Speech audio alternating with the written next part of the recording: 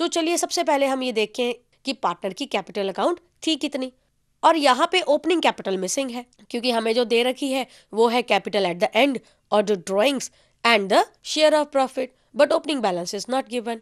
So unless and until we have opening balance, we cannot calculate interest on capital. So first we will have to calculate the opening balances of the capital. Opening balance of the capital को calculate करने के लिए हम क्या करते हैं, आप थोड़ा रिमाइंड कीजिए कि कैपिटल एट द बिगनिंग में हम ड्राइंग्स लेस करते हैं, एडिशनल कैपिटल ऐड करते हैं, इंटरेस्ट ऑन ड्राइंग्स लेस करते हैं, इंटरेस्ट ऑन कैपिटल ऐड करते हैं. अब यहाँ पे क्योंकि ओपनिंग बैलेंस नहीं है तो क्लोजिंग बैलेंसेस में हम ये सारी की सारी एंट्रीज रिवर्स कर देते हैं, यानी कि drawings interest on drawing add कर देंगे, शेयर ऑफ लॉसेस ऐड कर देंगे, और कोई additional capital, interest on capital और प्रॉफिट्स का जो शेयर है वो हम डिडक्ट कर देंगे. तो हमारे पास आ जाती है opening capital and then we will be calculating interest on opening capital. तो चलिए सबसे पहले हम ओपनिंग कैपिटल कैलकुलेट करें. Capital at the end in case of Prachi was 15 lakhs and for Rimsha it was 7,50,000. हमने देखा कि प्राची की ड्राइंग्स थी 2 lakhs और रिमशा की ड्राइंग्स थी 50,000. Now we are going to add back the drawings. उसके बाद प्रॉफिट बिजनेस के थे 1,60,000 के, जो कि इन्होंने आपस में शेयर करने थे 3:1 की रेशियो में. तो 3/4 ऑफ 1,60,000 विल मीन 1,20,000 जो कि प्राची का हिस्सा बनता है, और 1/4 ऑफ 1,60,000 विल मीन 40,000 जो कि रिमशा का शेयर बनता है. So these will be deducted out of the balance. इनको हम लेस कर देंगे. इसी तरीके से हमने देखा कि रिमशा ने 1,60,000 की एडिशनल कैपिटल इंट्रोड्यूस किया है, तो वो कैपिटल भी हम इसमें से डिडक्ट कर देंगे और सम अप करके हमारे पास टोटल क्या आता है, कैपिटल एट द बिगनिंग. अब प्राची के केस में कैपिटल एट द बिगनिंग आती है 15 lakh plus 2 lakh minus 1,20,000 means 15,80,000. Rimsha के केस में कैपिटल इन द बिगनिंग आती है 7,50,000 plus 50,000 minus 40,000 minus 1,60,000 means 6 lakh. तो चलिए अब हम इंटरेस्ट ऑन कैपिटल कैलकुलेट करें. 15,80,000 multiply by 12 divided by 100 will give us 1,89,600. और रिमशा के केस में 6 lakh multiply by 12 divided by 100 will means 72,000. और फिर रिमशा ने जो 1,60,000 की कैपिटल एडिशनल इंट्रोड्यूस की थी उसके ऊपर भी हमने 12% के हिसाब से 6 months का रेट ऑफ इंटरेस्ट देना है. 1,60,000 multiply by 12 divided by 100 multiply bye 6/12 will give us 9,600. So the total interest which will be given to Rimsha's capital will be 72,000 plus 9,600 means 81,600. जबकि प्राची का इंटरेस्ट ऑन कैपिटल बना 1,89,600. Now let us see how interest on drawings are calculated. जैसा कि हमने पहले पढ़ा, if express agreement is there then interest on drawing will be charged according to the agreement. But if there is no express agreement then no interest on drawings will be charged. Now there are 4 cases. First is when fixed amount is withdrawn every month. तो 3 चीजें हो सकती हैं.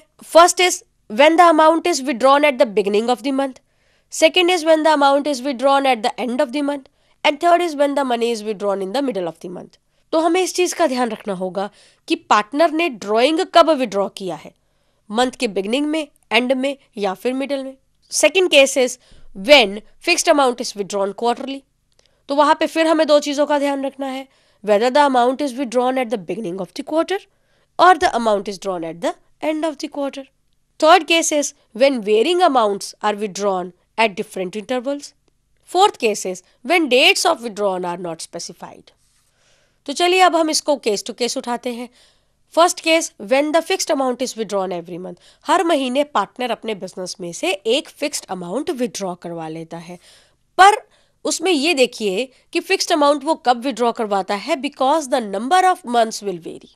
Now if the amount is withdrawn on the first day of every month then the interest on total amount will be calculated for 6.5 months. क्योंकि हर month के beginning में जब वो अमाउंट विड्रॉ करवाता है तो हमारे पास बनते हैं 13 मंथ्स, और 13 मंथ्स का हम एवरेज लेते हैं यानी कि 6.5 मंथ. अगर वो मंथ की एंड में ड्राइंग्स विड्रॉ करता है तो हमारे पास बनते हैं 11 मंथ्स। 11 मंथ्स का एवरेज हम लेंगे 5.5 मंथ्स। अगर वो हर मंथ की मिड में विड्रॉ करवाता है तो हमारे पास बनते हैं 12 मंथ्स। 12 मंथ्स का हाफ हम लेंगे तो हमारे पास आता है 6 months. So interest will be calculated for 6 months. Now let us take one example. Manish withdrew rupees 2000 per month from the partnership firm for his personal use during the year ending March 31, 2009. Calculate interest on drawing when the rate of interest is 6%.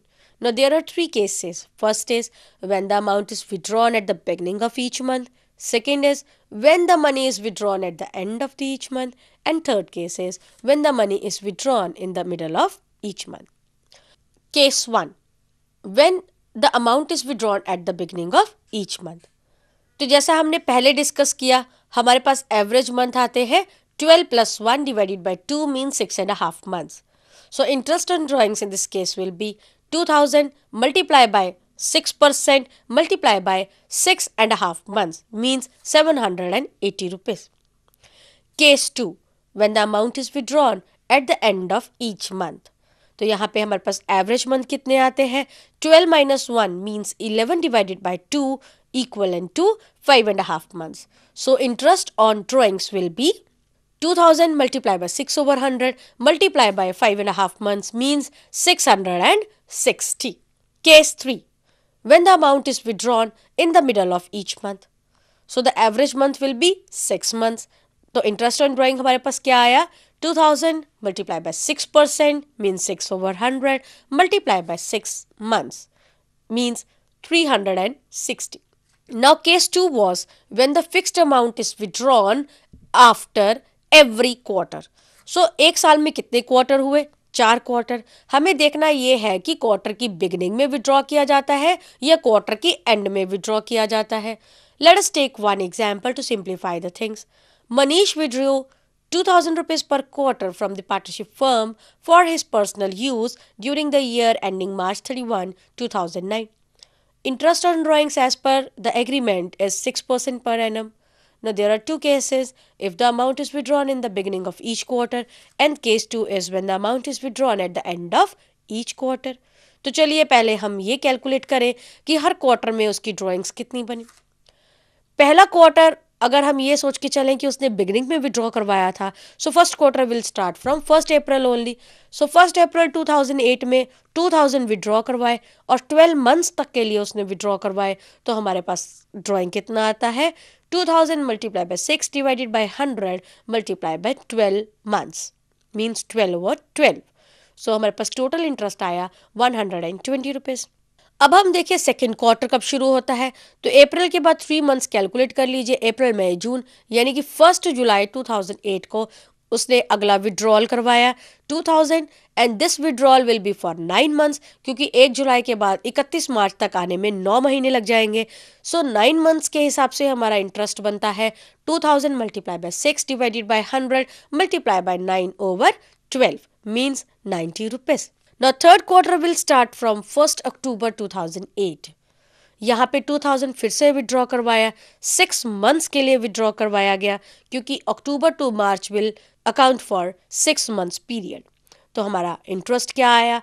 2000 multiply by 6 over 100 multiply by 6 over 12 means 60 rupees.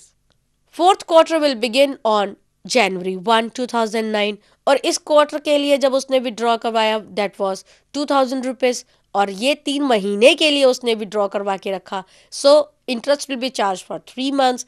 2000 multiply by 6 over 100 multiply bye 3 over 12 will mean 30 rupees. तो total interest on drawings हमने इस case में क्या ले लिया? 120 plus 90 plus 60 plus 30, तो 300 rupees as interest on drawing पूरे साल का मनीष को अकाउंट फॉर हुआ। Now let us take case 2 when the amount is withdrawn at the end of each quarter. सबसे पहले हमें ये देखना है कि कौन कौन से डेट्स को उसने अमाउंट विड्रॉ करवाया। If the quarter starts from 1 अप्रैल, इसका मतलब उसका एंड कब होगा? अप्रैल मई जून, यानी कि 30 जून को। तो 30 जून को अगर उसने 2000 रुपीज निकलवाए तो कितने महीने के लिए निकलवाए? 9 मंथ्स के लिए, क्योंकि जून के बाद 31 मार्च तक का टाइम पीरियड 9 मंथ्स में कवर होता है। 9 मंथ्स के लिए उसने 2000 रुपीज विड्रॉ करवाए। इसका मतलब इंटरेस्ट ऑन ड्रॉइंग क्या बनेगा? 2000 मल्टीप्लाई बाय 6% यानी 6/100 मल्टीप्लाई बाय 9 मंथ्स मीन्स 9/12। हमारा पास इंटरेस्ट आता है 90 रुपीज। अब सेकेंड क्वार्टर एंड होता है 30 सितंबर 2008 को। तो जो अमाउंट 30 सितंबर 2008 को विड्रॉ करवाई गई वो करवाई गई 6 मंथ्स के लिए। तो इसका मतलब हमारे पास इंटरेस्ट ऑन ड्रॉइंग क्या आया? 2000 मल्टीप्लाई बाय 6/100 मल्टीप्लाई बाय 6/12 यानी कि 60 रुपीज। थर्ड क्वार्टर एंड होता है 31 दिसंबर 2008 को। अगेन 2000 रुपीज वॉज विड्रॉन और यहाँ पे टाइम पीरियड कितना रहा? 3 मंथ्स। तो इंटरेस्ट ऑन ड्रॉइंग हमारे पास कितना आया? 2000 multiply bye 6/100 multiply by 3/12 means 30 rupees. इसी तरीके से अगर हम देखें फोर्थ क्वार्टर, तो फोर्थ क्वार्टर एंड हुआ 31 मार्च 2009 को, जब उसने 2000 रुपीज विड्रॉ करवाए। और क्योंकि 31 मार्च को ही हमारा ईयर एंड होता है और 31 मार्च को ही उसने रुपीज विड्रॉ करवाए, तो इसका मतलब वहां पे इंटरेस्ट ऑन ड्रॉइंग्स हम इस साल चार्ज नहीं करेंगे। जब इस साल चार्ज हम नहीं करेंगे तो इंटरेस्ट ऑन ड्रॉइंग कितना आ गया? 0 रुपीज। तो हमारे पास टोटल इंटरेस्ट ऑन ड्रॉइंग्स जो हमने मनीष के अकाउंट में से चार्ज करना है वो कितना बना? 90 rupees plus 60 rupees plus 30 rupees plus 0 rupees यानी कि 180 rupees. So this is how we calculate interest on drawing charged from the partner's capital account.